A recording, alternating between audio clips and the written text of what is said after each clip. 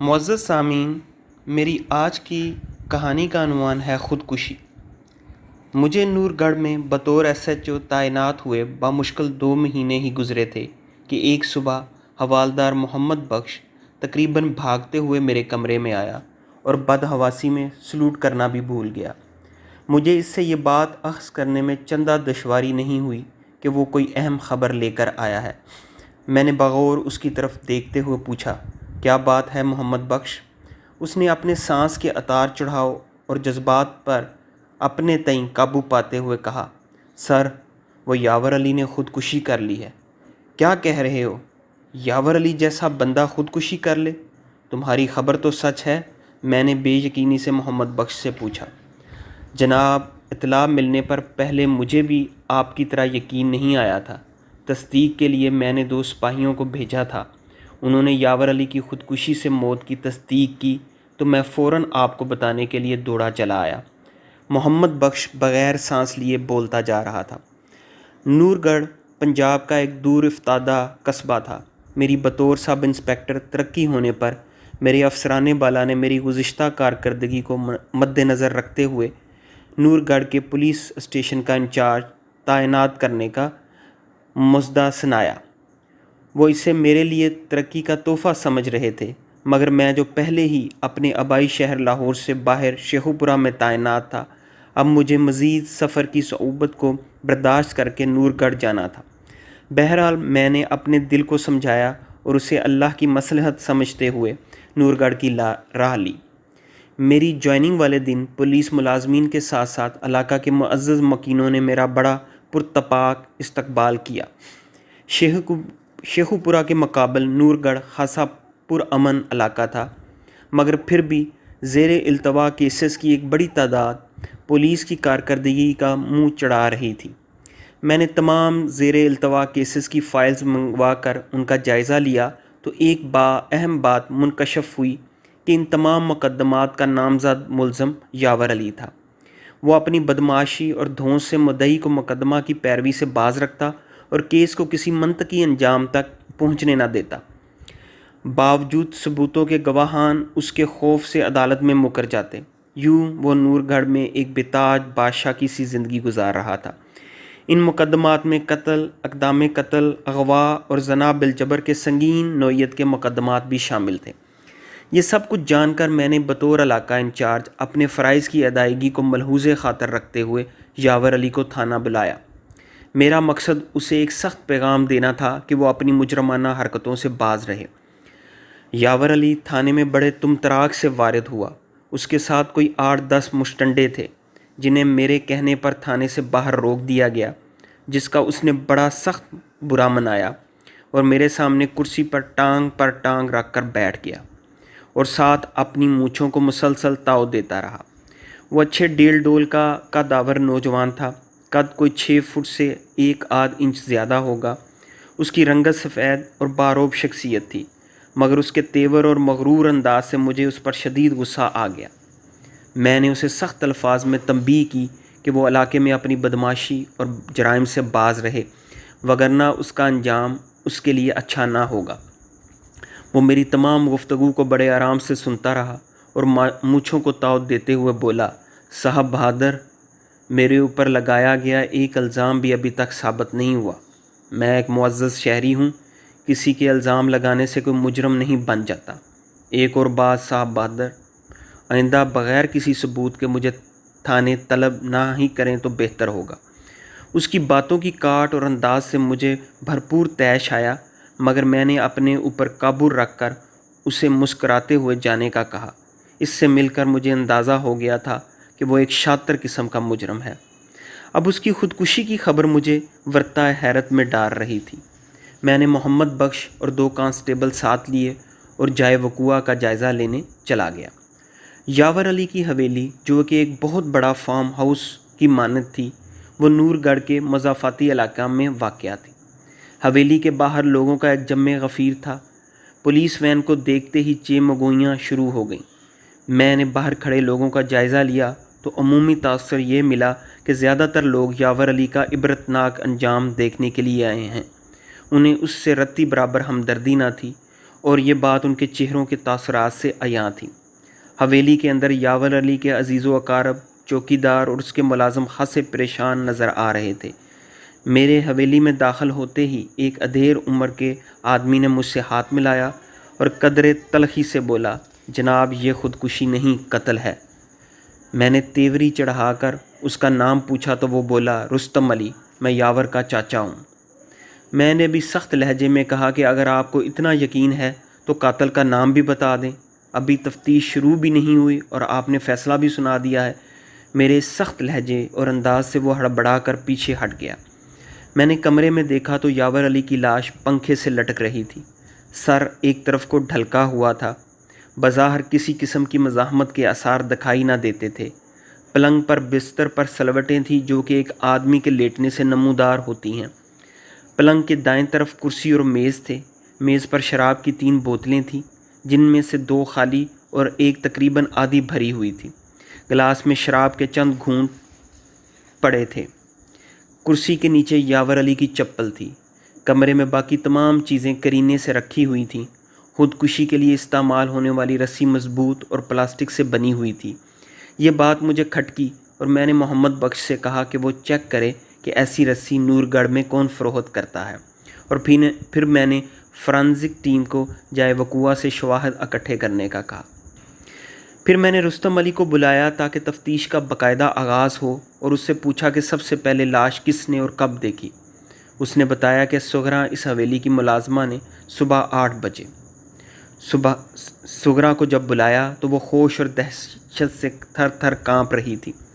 میں نے اسی نرمی سے پوچھا کہ جو اس نے دیکھا ہے وہ اسے بیان کر دے اور گھبرائے نہیں، اسے کچھ نہیں کہا جائے گا۔ اس بات سے اسے کافی تشفی ہوئی اور وہ بولی، صاحب روزانہ 8 بجے کے قریب ناشتہ کرتے ہیں، اور میں حسب معمول جب ان کو ناشتہ دینے آئی تو جوں ہی دروازہ کھولا تو صاحب کی لٹکتی لاش دیکھ کر میری چیخیں نکل گئیں، جسے سن کر کرمو اور محسن دوڑے چلے آئے اور انہوں نے پھر سب لوگوں کو اطلاع دی۔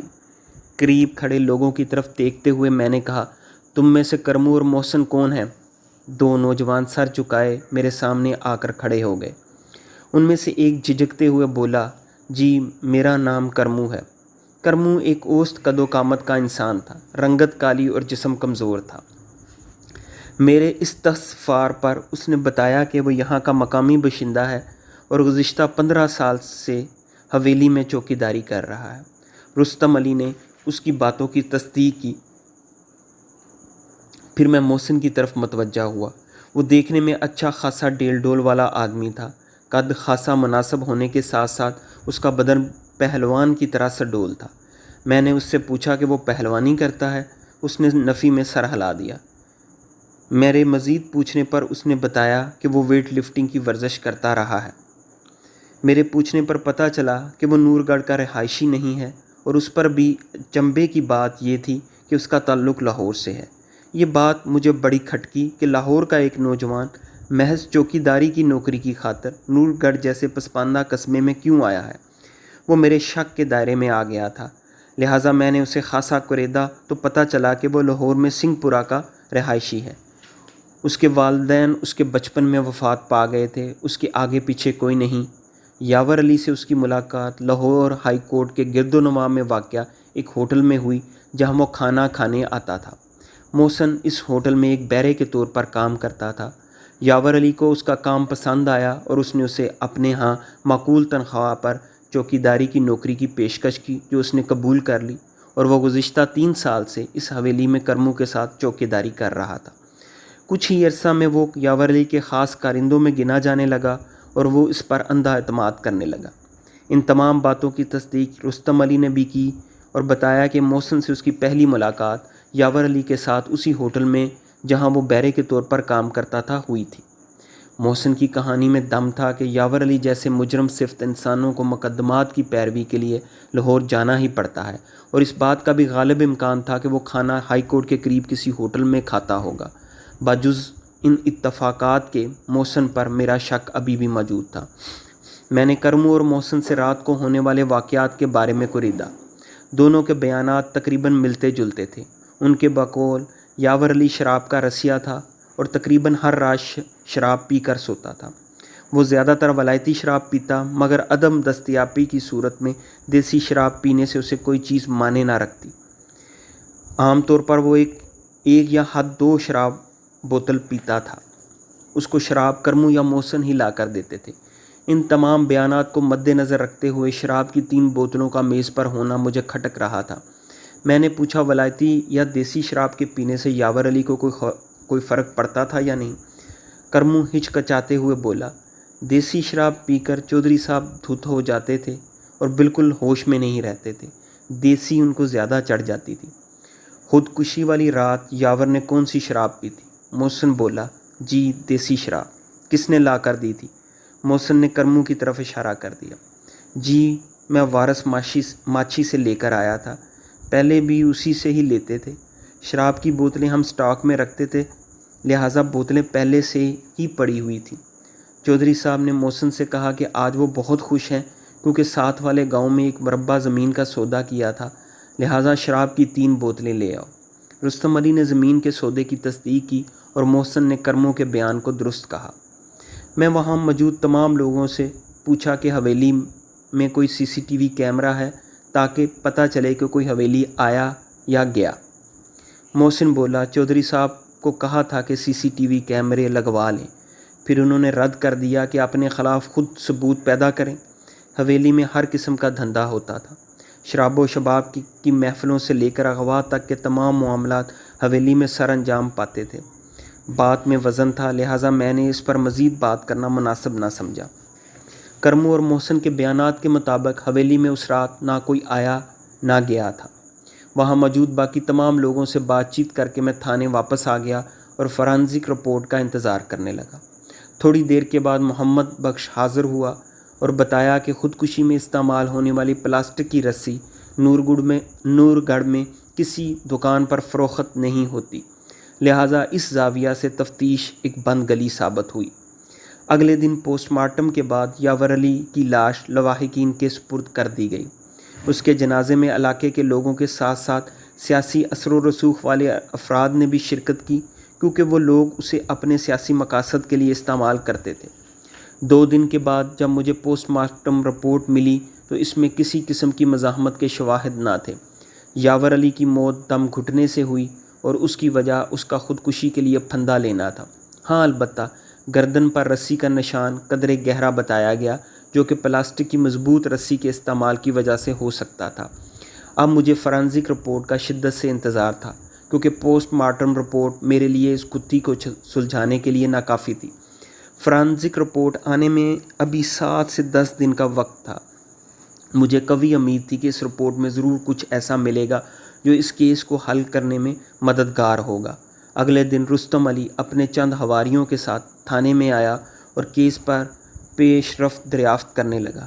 میرے یہ کہنے پر کہ ہم تفتیش کر رہے ہیں وہ بھڑک اٹھا۔ انسپکٹر صاحب، میں آپ کو پہلے دن سے کہہ رہا ہوں کہ میرے کریل جوان بھتیجے کا قتل ہوا ہے۔ وہ ایک خوشحال اور آسودہ زندگی گزار رہا تھا، اسے نہ کوئی غم اور خوف تھا، تو وہ خودکشی کیوں کرے گا؟ میری بیٹی سے اس کا پسند سے نکاح ہونے والا تھا۔ میں اس کے قاتل کو نہیں چھوڑوں گا اور آپ ابھی تک ہاتھ پہ ہاتھ دھرے بیٹھے ہیں۔ مجھے اس کی باتیں سن کر غصہ آ گیا۔ میں نے کہا، رستم صاحب، یاور علی کی موت کا سب سے زیادہ فائدہ آپ کی فیملی کو ہوا ہے۔ وہ اپنے والدین کی اکلوتی اولاد تھا۔ اس کی موت کے بعد ساری جائیداد کا وارث تم ہو۔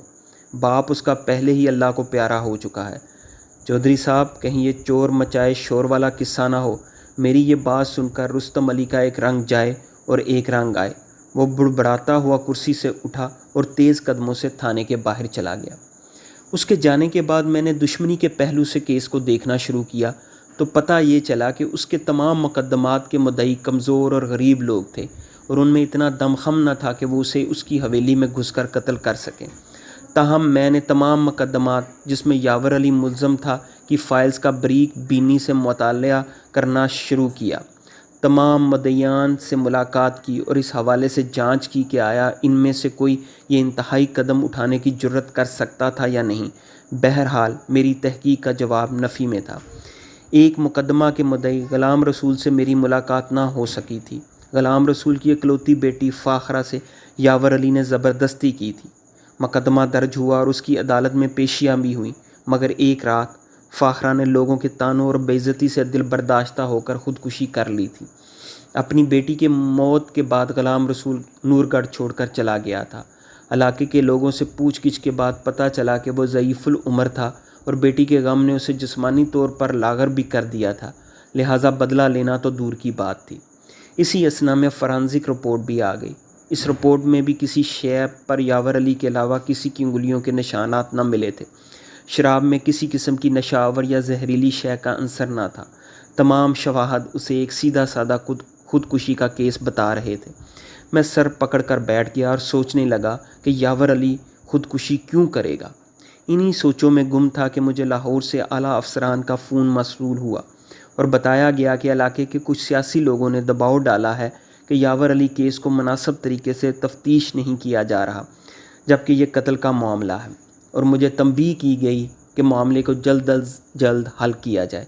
ایک آخری کوشش کے طور پر میں نے محمد بخش اور تھانے کے دوسرے عملے کو بلایا اور ان کو ہدایت کی کہ وہ غلام رسول کا کھوج لگائیں۔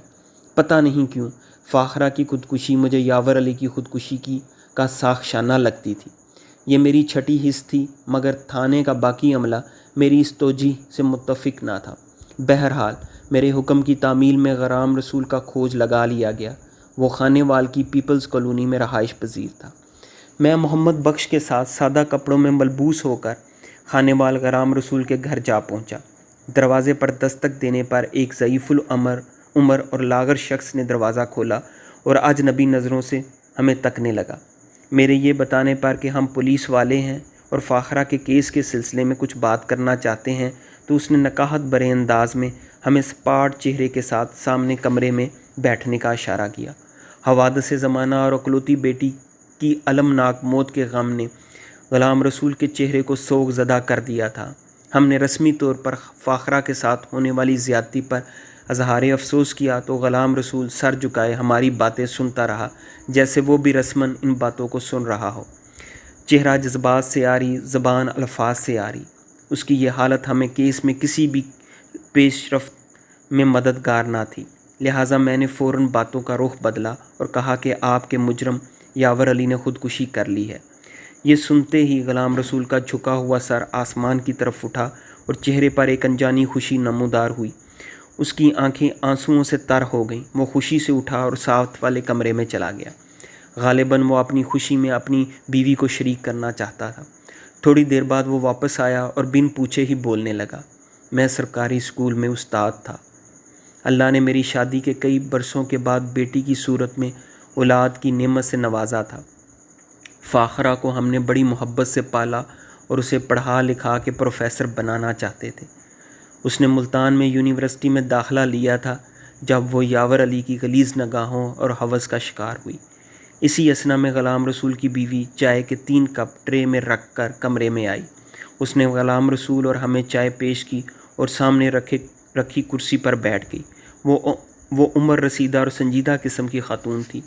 سفید بال اور چہرے پر جھریاں اس بات کی غماز تھیں کہ بیٹی کی موت کے غم نے اسے بھی وقت سے پہلے بوڑھا کر دیا تھا۔ غلام رسول پھر سے گویا ہوا، ہم نے فاخرہ کی شادی طے کر دی تھی۔ زاہد میری بہن کا بیٹا ہے۔ ہم سب اس رشتے پر بہت خوش تھے۔ زاہد اور فاخرہ بھی ایک دوسرے کو بہت پسند کرتے تھے۔ اس افسوسناک واقعہ کے باوجود زاہد میری بیٹی سے شادی پر رضامند تھا اور اس کے اصرار پر ہی ہم نے یاور کے خلاف مقدمہ درج کروایا تھا۔ پولیس کی پوچھ گچھ اور عدالت میں ہونے والی جرح سے فاخرہ شدید ذہنی دباؤ کا شکار ہو گئی اور خودکشی کا انتہائی قدم اٹھا لیا۔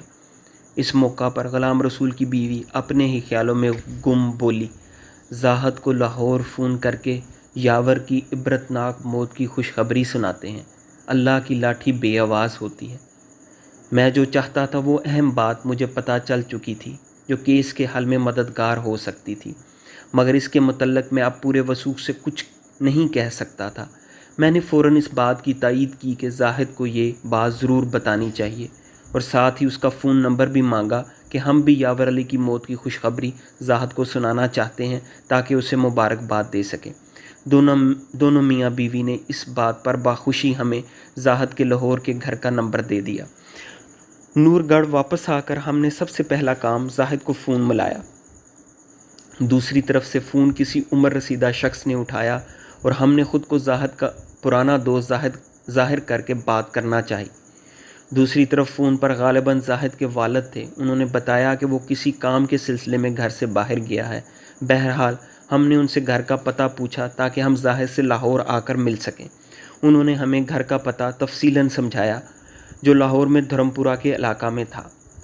اس کے بعد میں محمد بخش سیدھے زاہد سے ملنے کے لیے لاہور کی طرف رواں دواں تھے۔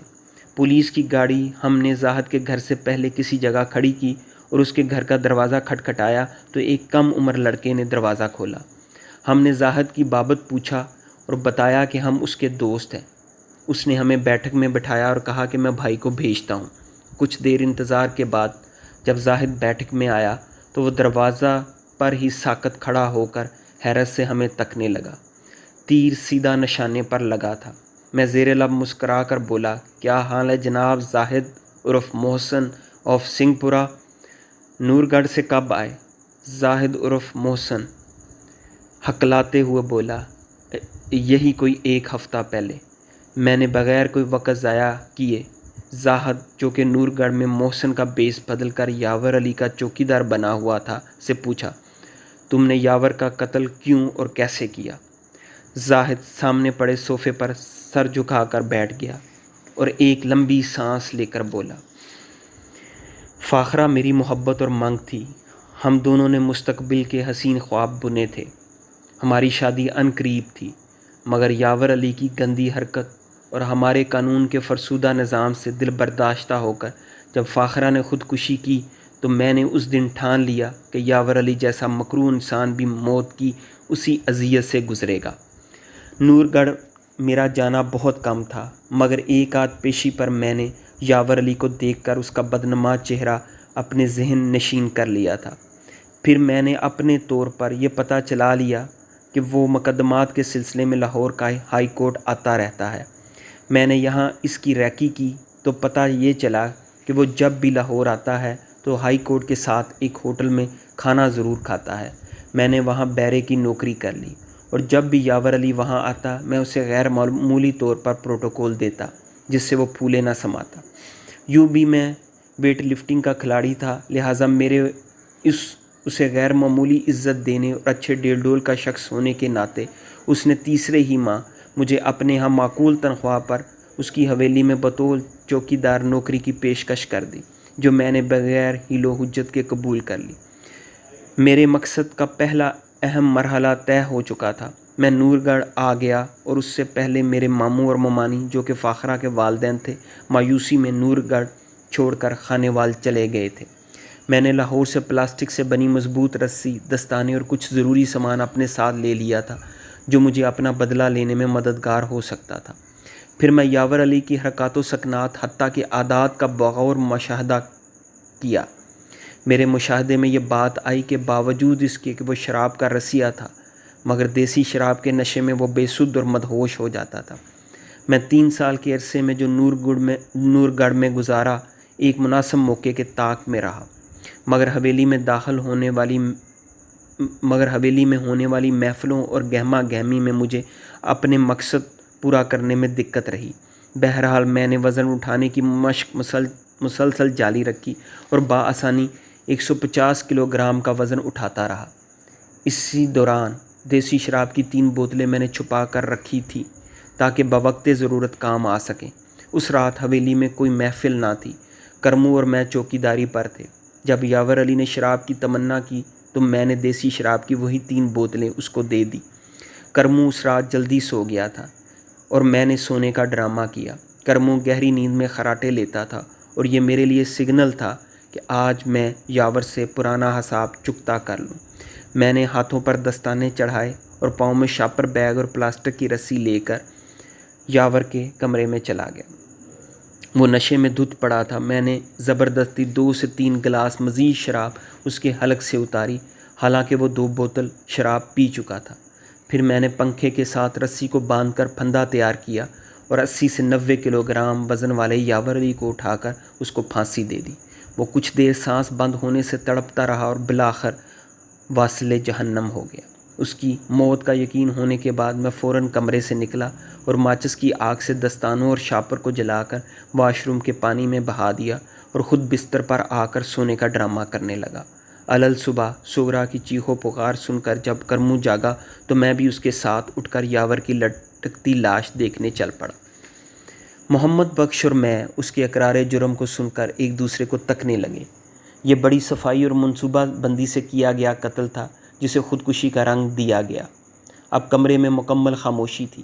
ہم تینوں ایک دوسرے کو بنا کچھ کہے دیکھ رہے تھے۔ میں نے زاہد سے مخاطب ہو کر کہا، تمہیں ہمارے ساتھ نور گڑھ جانا ہوگا۔ بہتر یہ ہوگا کہ بغیر کسی مزاحمت کے چلے جاؤ، ورنہ ابھی میں یہاں متعلقہ تھانے کو اطلاع کر کے پولیس کی مزید نفری بلواؤں گا جو تمہارے لیے اچھا نہیں ہوگا۔ زاہد کچھ سوچنے کے بعد اٹھا اور بلند آواز میں بولا، ابو جان، میں اپنے دوستوں کے ساتھ ذرا شہر سے باہر جا رہا ہوں، چند روز میں واپس آ جاؤں گا۔ وہ ہمارے ساتھ پولیس وین میں بیٹھا اور ہم نور گڑھ کے لیے روانہ ہو گئے۔ دوران سفر ہم تینوں خاموش اپنی سوچوں میں گم رہے۔ تقریباً 2 گھنٹے کے سفر کے بعد ہم اوکاڑا شہر پہنچے تو میں نے زاہد سے کہا کہ وہ نیچے اترے اور سامنے لاری اڈے سے لاہور جانے والی بس پر سوار ہو جائے۔ وہ حیرت سے میرا منہ تک رہا تھا، بے یقینی اس کے چہرے سے عیاں تھی۔ محمد بخش تقریباً چیختے ہوئے بولا، جا جلدی چلا جا، کہیں ہمارا ارادہ نہ بدل جائے۔ یہ سن کر زاہد تیزی سے ایک بس میں سوار ہو گیا۔ اس کے جانے کے بعد محمد بخش نے سوالیہ نظروں سے میری طرف دیکھا تو میں نے مسکراتے ہوئے کہا، چلو ایک اور زیر التوا کیس نور گڑھ پولیس اسٹیشن میں پڑا رہے۔ محمد بخش ہنستے ہوئے بولا، صاحب جی یہ نور گڑھ کا آخری زیر التوا کیس ہوگا۔ ہم دونوں ایک دوسرے کو دیکھ کر مسکرائے اور میں نے گاڑی کی رفتار تیز کر دی تاکہ جلدی نور گڑھ پہنچ کر یاور علی کے کیس کو عدم ثبوت پر خودکشی قرار دیا جائے۔